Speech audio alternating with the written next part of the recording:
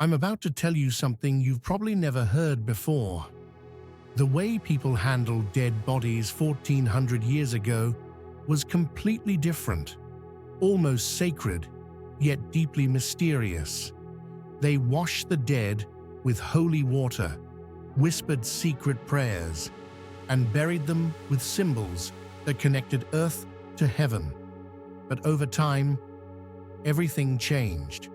What happened to those rituals? Why did people stop doing what their ancestors believed would open the gates of paradise? By the end of this story, you'll see death and faith in a way you never imagined. Full script, 45-minute narration. Let's travel back to a time before hospitals, before electricity, before noise filled our world. In those centuries, when a person died, the world around them stopped breathing. The house grew quiet, candles were lit, and people whispered prayers instead of panic. Death wasn't feared, it was faced with reverence. The family gathered close. They didn't call strangers or services. They themselves washed the body slowly, gently, as if caring for something holy.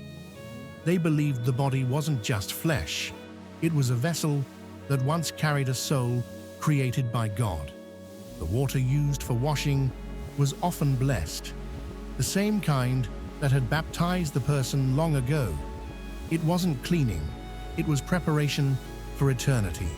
Once washed, the body was dressed in white, the color of purity and resurrection. Some families placed a small cross in the hands, others a rosary wrapped around the fingers. Jewels or decorations were forbidden. Humility before God mattered more than beauty before people. The shroud reminded everyone that all are equal in death. Kings and servants alike return to the same earth. Through the night, the vigil began. It was called the wake, not because people stayed awake in fear, but in faith. Candles surrounded the body. Each flame symbolized a soul's light, guiding its way through the unknown. Relatives prayed psalms and rosaries, often whispering in the language of their ancestors. Children watched silently, learning that death wasn't an end, it was a doorway. Before sunrise, the priest would arrive. He carried holy water, incense, and the blessing of the church. He sprinkled the body and said softly, "May the angels lead you into paradise." Incense filled the room, the fragrance of heaven. People believed those clouds of smoke carried their prayers upward to God. Then the procession began. The coffin, usually made of plain wood, was lifted on the shoulders of men who loved the deceased. They walked slowly, bells ringing in rhythm, voices praying. No music, no applause, only solemn faith. Every step reminded them that one day they too would walk the same path. At the church, the coffin was placed before the altar. The Requiem Mass began, the same prayers said for centuries. Requiem aeternam dona eis Domine, grant them eternal rest, O Lord. The Latin echoed through stone walls, and candles flickered like stars in the darkness. The Mass wasn't just remembrance, it was sacrifice. The Church believed that when the Eucharist was offered, heaven opened its gates for the soul. After Mass, the coffin was carried to the churchyard. The grave waited, a humble hole dug by hand. No machines, no marble, no flowers, only earth. When the coffin was lowered, people threw soil in the sign of the cross. The priest spoke, "From dust you came, to dust you shall return." And for a moment, time stood still. For the next 40 days, families prayed daily for the soul. They believed every prayer eased its journey toward God. Each candle, each tear, was an act of love that crossed the boundary between life and death. Death was not separation, it was connection. Centuries passed. The simple graves near churches became crowded, so people began to build cemeteries farther away. Stone replaced wood. Names and years were carved into marble. And slowly, the mystery began to fade. Death moved from homes to hospitals, from family hands to professionals.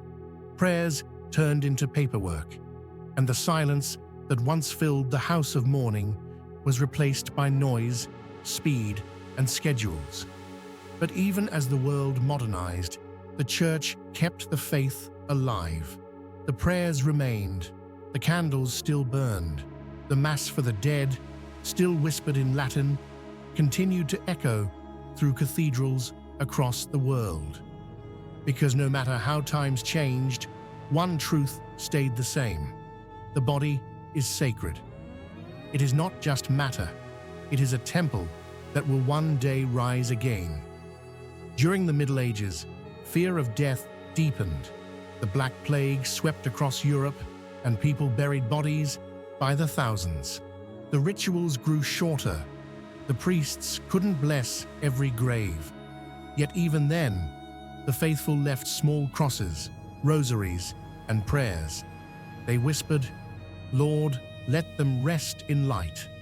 From that suffering, the Church's teaching on purgatory grew stronger, a place of purification before heaven. That belief gave hope. Even if a soul wasn't perfect, prayers could still help it reach paradise. By the Renaissance, burials became grand. Kings and bishops were buried in marble tombs inside cathedrals. Artists carved angels, trumpets, and symbols of resurrection. But outside those walls, ordinary Christians still buried their loved ones with the same old words, "Eternal rest, grant unto them, O Lord." As centuries rolled into the modern age, science and technology reshaped death itself. Doctors took over the moment of passing. Bodies were preserved, embalmed, displayed. Death became distant. We stopped touching it. We stopped facing it. The holy became hygienic. The sacred became scheduled. Yet deep inside, people still feel what their ancestors knew. Death is not only biological, it is spiritual. That's why candles still flicker in churches today. That's why the Mass for the dead is still offered. Because somewhere, deep in human memory, we remember that 1400 years ago, people looked at death not with fear, but with faith. They believed that every burial was a rehearsal for resurrection, that every grave was temporary, that every tear was a promise, that we will meet again. So what changed? Progress, perhaps. Comfort, convenience, technology, all good things. But maybe, just maybe, in making death easier to manage, we made it harder to feel. We lost that sacred silence that taught us life is fragile and eternity is real.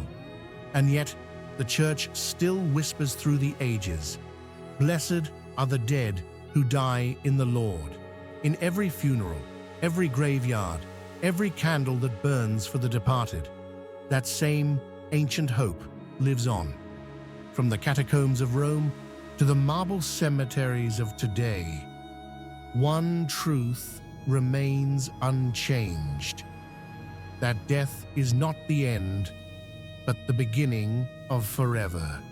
And maybe that's the real message hidden in all those ancient rituals, that every death isn't the end of a story, it's a continuation, a reminder that love doesn't stop at the grave. It only changes form. When those people 1400 years ago buried their loved ones, they didn't say goodbye forever. They said, "We'll meet again." They believed heaven was not far away, only a heartbeat beyond this world. So the next time you see a candle burning, a prayer whispered in silence, or a cross carved on a grave, remember, it all began with faith. Faith that one day all will rise again. If this story touched your heart, If it made you see life and death in a new light, then don't let it end here. Share this message with others. Press the like button, subscribe to the channel, turn on the bell icon so you never miss the next story. And tell me in the comments, what do you believe happens after death? Because sometimes the stories of the past don't just teach us history, they remind us what it truly means to be alive.